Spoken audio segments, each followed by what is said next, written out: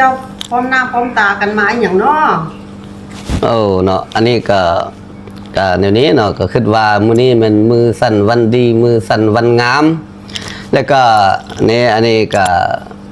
มันแม่ของผู้นี้แล้วก็จุดประสงค์มื้อนี้นี่ก็ส่งอันบักขี้คานนี้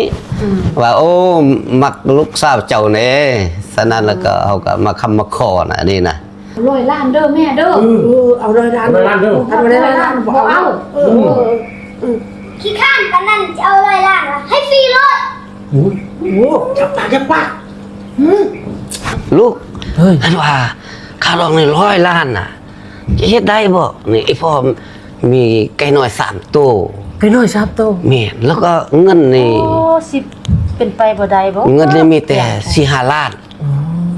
พ่อแม่บ่มีเงินเลย ลอกต่อเพิ่นเบิ่ง มาเนี่ยก็จะมาต่อค่าดองหันไก่3ตัวเงิน5 ล้าน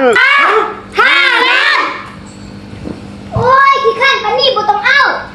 ถ้วยก็บ่ล้างน้ำก็บ่อาบเอาฟรีรถ